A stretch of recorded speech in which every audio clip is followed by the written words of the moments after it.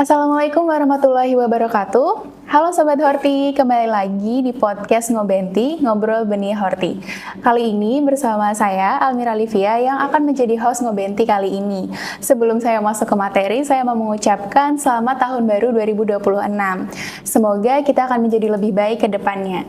Oke, langsung saja. Episode kali ini merupakan episode pertama podcast Ngobenti di tahun 2026 dengan tema yaitu capaian kinerja tahun 2025 Direktorat Perbenihan Hortikultura. Oke, kali ini kita kedatangan narasumber yang paham banget tentang Direktorat Perbenihan Horti nih. Kita kedatangan Bapak Dr. Insinyur Tommy Nugraha MM selaku Direktur Perbenihan Direktur dari Direktorat Perbenihan Hortikultura nih. Mungkin kita langsung sapa saja Bapak Tommy ya. Oke, selamat pagi Bapak. Selamat pagi Mbak Mira, selamat pagi Bapak dan Ibu penonton Ngobenti, sahabat Ngobenti. Oke, Bapak gimana hari ini kabarnya? Alhamdulillah baik Mbak. Oke, baik ya Pak ya. Oke Bapak, kita langsung saja masuk ke materi podcast hari ini nih Pak. Untuk pertanyaan yang pertama, kita akan membahas secara umum terlebih dahulu Pak. Di Direktorat Perbenihan Hortikultura ini apa saja ya tugas dan fungsinya? Mungkin bisa dijelaskan secara singkat Bapak. Iya, terima kasih Mbak Mira. Tugas dan fungsi Direktorat Perbenihan Hortikultura ada 3 secara global. Yang pertama adalah tentang pendaftaran varietas, yang kedua tentang pengawasan mutu benih, dan yang ketiga mengenai penyediaan dan kelembagaan benih. Oke, berarti ada 3 tugas dan fungsi ya Pak ya? Betul ya. Oke, mungkin apa bisa diceritakan secara umumnya dulu nih Pak, kira-kira ada capaian kinerja dari 3 tugas dan fungsi tersebut apa saja begitu? Oke, saya coba dari yang pertama ya Mbak ya, dari pendaftaran varietas, di mana kita menerima para pemohon untuk mendaftarkan varietasnya. Dari sini kami sampaikan bahwa saat ini kita bisa berbangga hati karena di penghujung tahun 2025 Direktorat Perbenihan Dirjen Hortikultura sudah mengeluarkan Kementan nomor 24 tahun 2025 sebagai revisi dari nomor 38 tahun 2011.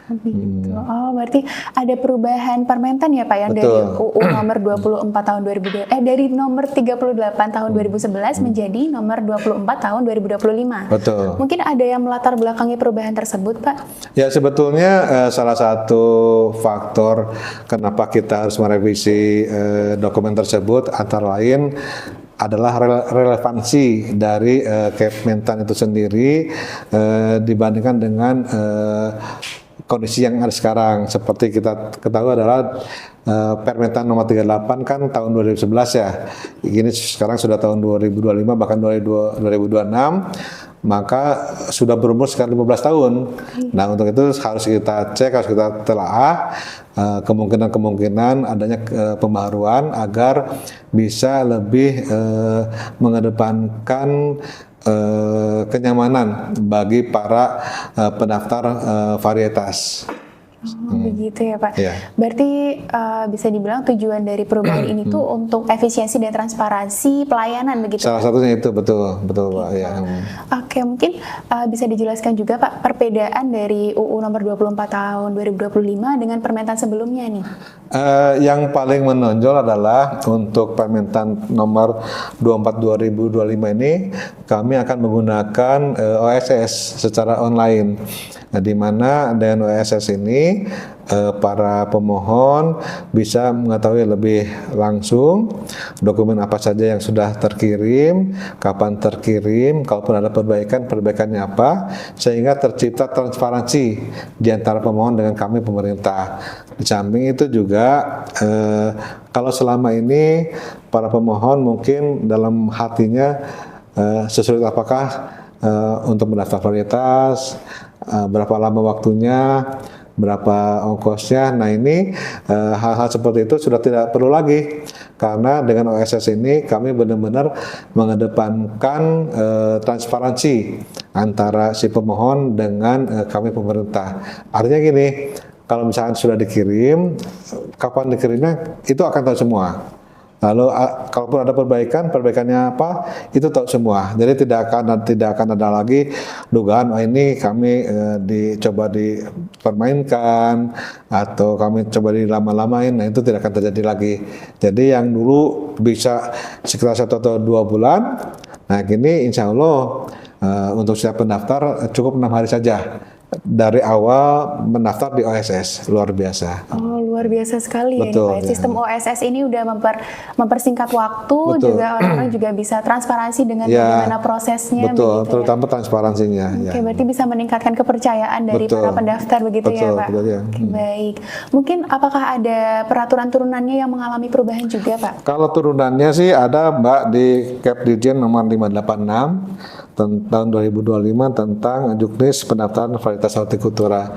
Jadi pada kesempatan ini kami mengharapkan Bapak dan Ibu calon pemohon untuk sama-sama juga mempelajari Kepdirjen tersebut agar kita sama-sama paham, jangan sampai karena belum paham tapi malah menduga yang lain-lain. Jadi pelajari dulu. Ada satu hal Mbak yang perlu kami sampaikan bahwa di pendaftaran varietas ini tidak ada lagi ongkos yang diperlukan.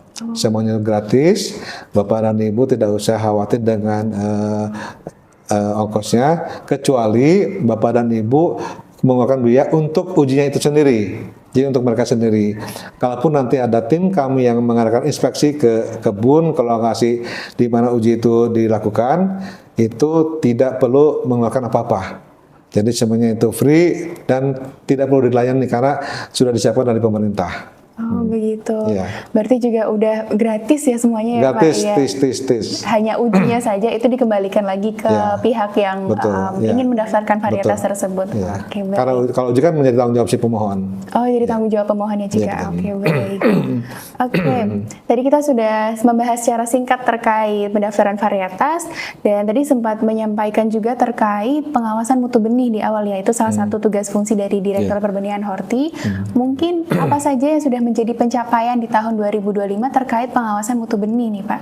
Ya, pengawasan mutu benih juga punya tantangan tersendiri, Mbak, di mana masih banyak keresahan para mitra, masih banyak kegagalan para mitra dalam rangka mengirimkan atau melakukan benih baik dalam ke luar maupun dari luar ke dalam. Nah, salah satu hal yang kita tempuh untuk menjembatani adalah kita mencoba melakukan sosialisasi peraturan perbenihan hortikultura agar para mitra tidak perlu resah lagi atau yang belum paham bisa ditanyakan kepada kami sehingga semua itu bisa clear sebelum melakukan pengiriman atau pengeluaran barang.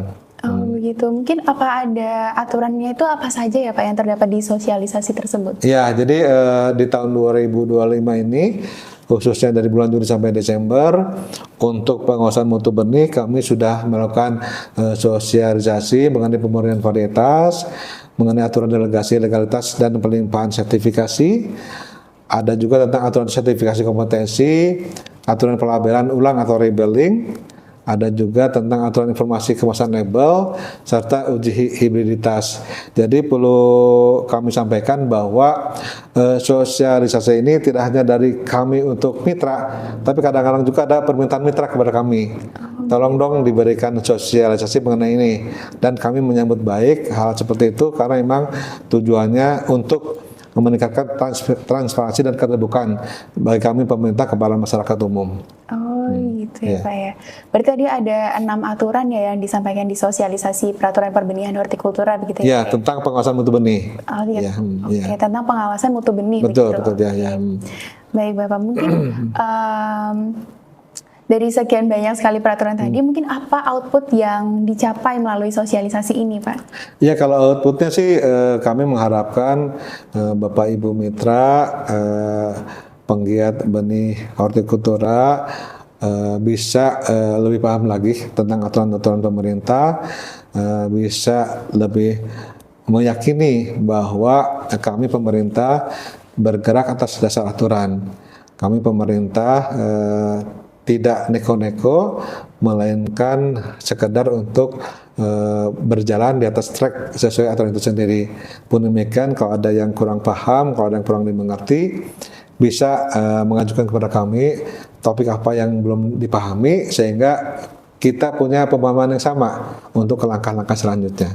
Oke, berarti bisa menyampaikan juga ya apa yang dibutuhkan dan diperlukan begitu ya Pak. Betul ya. Oke Bapak, terkait di era sekarang ya, sekarang ini semakin modern ya Pak. Ini kan memang banyak penjualan benih yang melalui e-commerce atau online gitu ya Pak. Mungkin jika tidak ada pengawasan, itu takutnya ada potensi pemalsuan atau penipuan mutu gitu. Mungkin apakah ada peran dan fungsi dari pemerintah untuk melindungi petani kita maupun melindungi terkait pemalsuan hal tersebut gitu? Ya, terima kasih Mbak Mira, itu menarik sekali ya.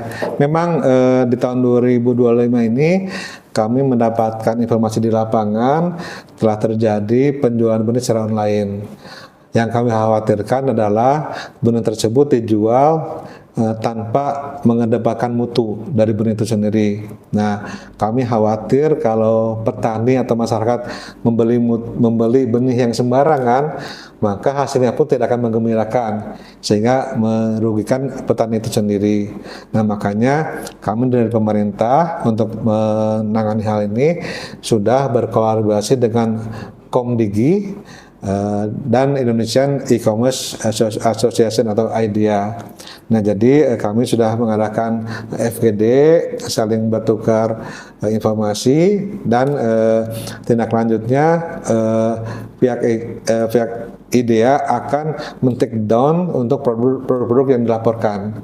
Jadi alhamdulillah kami mendapatkan respon yang positif, dan dalam waktu dekat ini insya Allah ada 500 link yang akan di take down sehubungan dengan penjualan benih secara online. Jadi dan berikutnya setiap 2 minggu sekali IDEA tanpa kita minta akan melakukan take down tanpa kita minta, karena itu sudah jelas melanggar aturan. Jadi penjualan benih tanpa izin, penjualan benih tanpa mengedepankan mutu sembarang gitu kan. Jadi kami bergerak atas dasar aturan dan untuk melindungi petani benih hortikultura. Oh, begitu, berarti dari pemerintah ini juga sudah melakukan pengawasan secara online begitu. Betul. Ya? Di samping pengawasan juga sudah tindak lanjut. Oh, ada tindak lanjutnya betul, juga. Bekerja sama dengan Komdigi dan IDEA tadi ya, Pak ya. Betul, ya. Berarti buat para petani ini juga harus lebih aware juga atau lebih hati-hati buat memilih benih ya, biar tidak sembarangan juga ya Pak ya. Dan pemerintah juga sudah membantu dalam pengawasan benih secara online. Betul. Oke Bapak, mungkin dalam penyediaan benih, apa capaian utama di tahun 2025 Pak? Untuk penyediaan kelembagaan benih di tahun 2025 ini kami mendapatkan tugas untuk mensukseskan swasembada bawang putih secara nasional. Kami mendapatkan tugas untuk penyediaan benih agar petani bisa menambah luas tanam bawang putih. Nah, tahun ini kami sudah menanam sekitar 450 hektar di beberapa provinsi, antara lain di NTB, di Jawa Tengah, di Jawa Timur, di Sumatera Utara, bahkan untuk dibahas kami bekerja sama dengan perguruan tinggi, dengan ITDL. Nah, dari 490 hektar tersebut diharapkan di tahun 2026 ini kami akan memiliki sekitar 1.900 ton untuk ditanam. Jadi dengan luas tanam ini insya Allah sedikit demi sedikit dan demi tahap, maka setelah tanam kami akan mendapatkan jumlah benih yang lebih banyak lagi, sehingga pada saatnya nanti kita akan bisa memiliki benih untuk dipasarkan secara umum. Oh, begitu. Berarti di tugas dan fungsi yang ketiga dari Direktur Perbenihan ini kan ada penyediaan dan kelembagaan benih ya Pak ya. Dengan targetnya itu adalah 490 hektar swasembada bawang putih begitu Pak? Di tahun 2025. Oh, di tahun 2025 ini targetnya begitu ya Pak? Dan sudah selesai semua. Oh, sudah selesai ya Pak? Iya, betul. Oke, berarti 2026 mungkin akan lebih luas lagi ya Betul, Pak? karena kami punya benih 1.900 hektar. Oh, 1.900 ton ya Pak? Untuk ditanam ya. ya. Oh baik, mungkin berarti dengan target 1.900 itu diharapkan kedepannya bisa mencapai swasembada bawang putih sendiri gitu ya Pak? Ya, jadi tahap demi tahap kami akan menyediakan benih bermutu bawang putih untuk ditanam di seluruh Indonesia, tentu di daerah-daerah yang sesuai dengan agroklimat bawang putih. Pun demikian, kami mengharapkan bantuan pada masyarakat agar ketika pemerintah atau ketika Indonesia memiliki bawang putih produk nasional, tolonglah ibu-ibu beralih belanjanya dari yang sebelumnya menggunakan benih impor. Nah, ini kami menawarkan benih bawang putih lokal, benih bawang putih nasional yang mutunya tidak kalah dengan bawang putih impor. Bahkan wanginya jauh lebih enak dan rasanya jauh lebih enak dibanding dengan bawang putih impor. Karena walau bagaimanapun petani sudah capek-capek tanam, kalau di pasar tidak laku, kasihan para petani. Jadi please Bapak Ibu masyarakat, belanjalah bawang putih lokal kita karena rasa maupun wanginya jauh lebih baik dibanding yang impor. Kualitasnya tidak kalah ya Pak dibanding Tidak impor kalah, ya? tidak kalah. Beberapa waktu yang lalu, sedikit intermezzo, kami sudah mempromosikan bawang putih lokal dengan menggunakan chef nasional, memasak nasi goreng menggunakan bawang putih lokal. Dan menurut beliau itu rasanya jauh lebih enak dibanding menggunakan bawang putih impor. Oke baik Pak, berarti untuk mendukung swasembada bawang putih kita itu emang harus untuk membeli bawang putih lokal gitu ya Pak? Iya, karena walau bagaimanapun sebaik-baiknya bawang putih lokal yang kita miliki, kalau tidak ada yang membeli tentu mengecewakan petani. Petani kecewa, petani tidak dapat hasil dari usahanya, lambat laun mereka pun akan beralih menanam yang lain dan meninggalkan bawang putih. Seperti kejadian sebelumnya di tahun 80-an. Dulu kita pernah berjaya dengan bawang putih lokal, namun dengan dibukanya keran impor bawang putih dari luar negeri, maka sedikit demi sedikit tertinggal.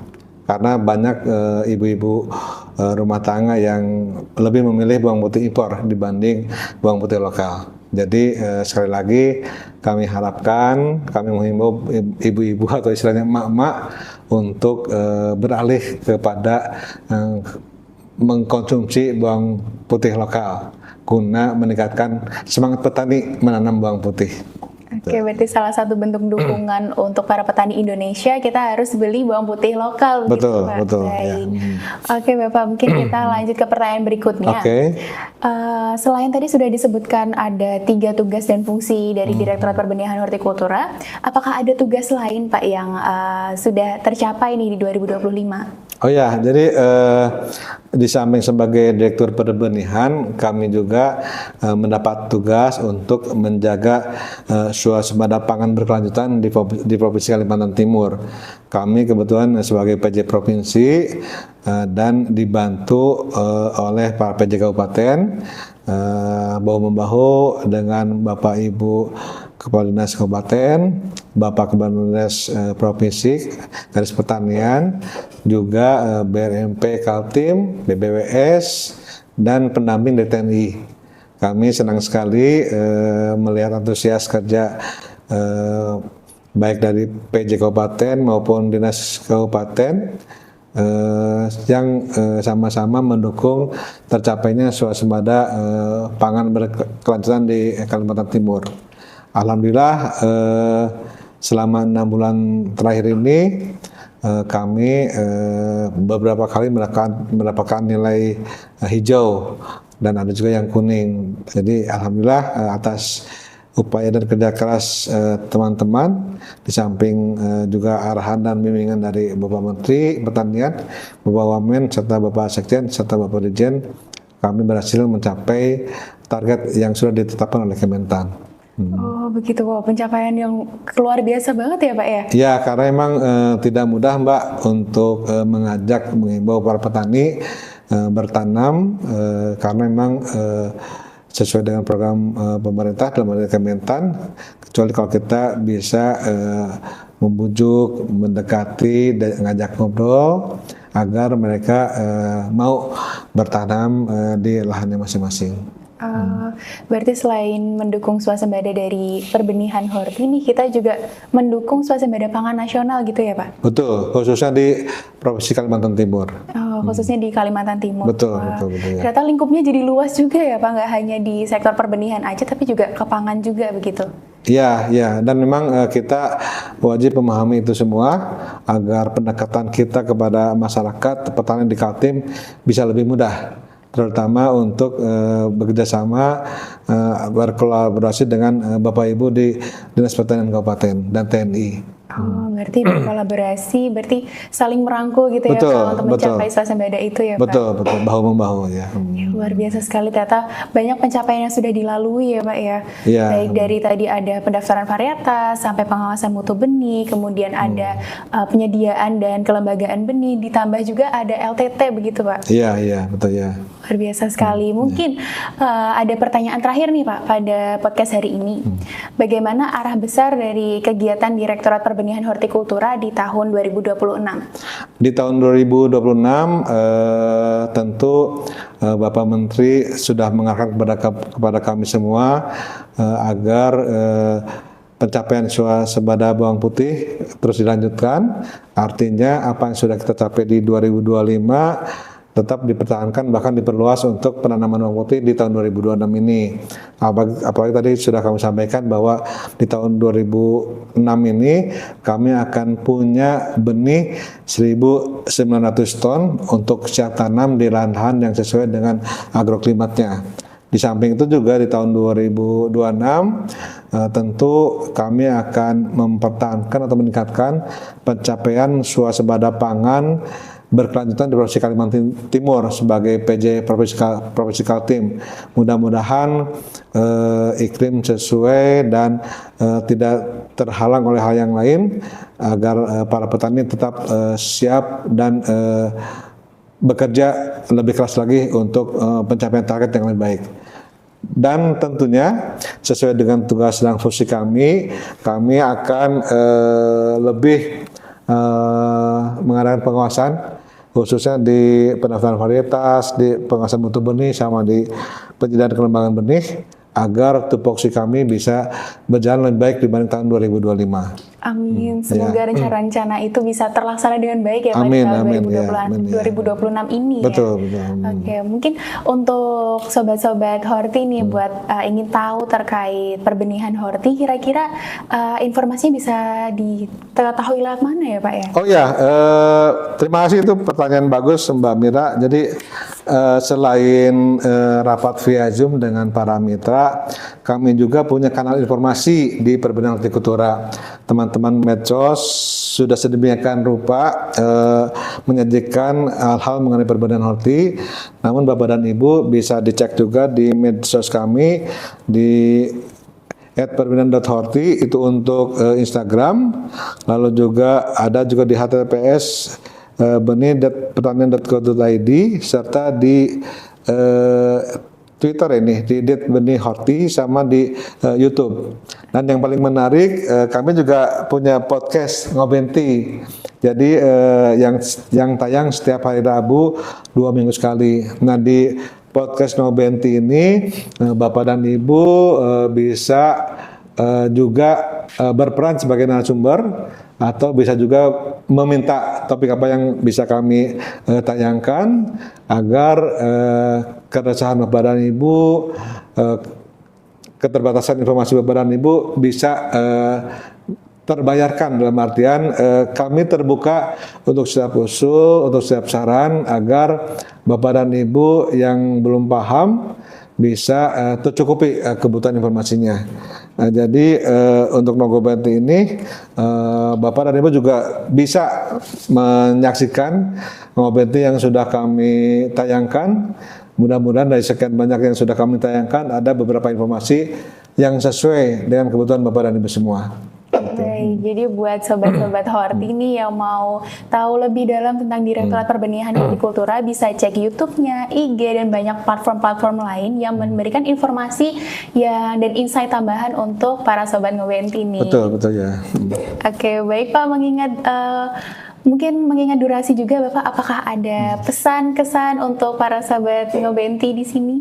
Oh ya, terima kasih Mbak Mira. Pada kesempatan ini kami sebagai pimpinan di Direktorat Perbenihan Hortikultura menyampaikan terima kasih kepada setiap pihak yang terkait, mulai dari para mitra, khususnya para ketua asosiasi, anggota asosiasi, sama penggiat benih lainnya. Kami berterima kasih Bapak dan Ibu sudah banyak memberikan saran, memberikan masukan agar geliat industri perbenihan hortikultura lebih baik lagi. Dan kami juga mengucapkan terima kasih kepada tim penilai pendaftaran varietas, Prof. Sobir, Prof. Sandra, Prof. Ajis, lalu Prof. Edi, Prof. Arifin, sama Pak Zendra, serta Bu Laili dari PVT yang sudah tidak bosan-bosannya mendukung kami di dalam memberikan penilaian terhadap pendaftaran varietas, karena keterbatasan kami, semua yang Bapak Ibu dukung sangat berharga buat kami. Di samping itu juga kami ucapkan terima kasih buat Bapak Ibu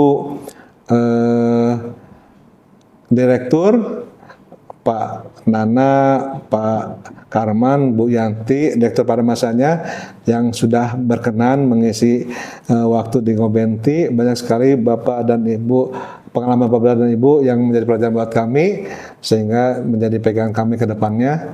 Lalu juga kami juga mengucapkan terima kasih buat teman-teman di Ngobenti yang saling bergantian mengisi antara narsum dan hostnya. Terima kasih sekali. Juga tim medsos, juga Bapak Ibu di BPSB, serta para PBT. Tentu kami mengucapkan terima kasih yang sebesar-besarnya kepada Bapak Menteri Pertanian, Bapak Wakil Menteri Pertanian, Pak Sekjen, Pak Dirjen, serta Bapak-Bapak Sesdi dan Bapak-Bapak Direktur yang juga sudah mendukung di dalam pelaksanaan tugas kami, sehingga hingga saat ini kami bisa mencapai apa yang menjadi tugas dan fungsi kami. Dan alhamdulillah atas kerja keras kami semua, atas bimbingan Bapak dan Ibu, kami insya Allah sudah berhasil mencapai target-target yang diberikan oleh Kementan. Jadi mudah-mudahan amal baik Bapak dan Ibu mendapatkan pahala dari Allah SWT.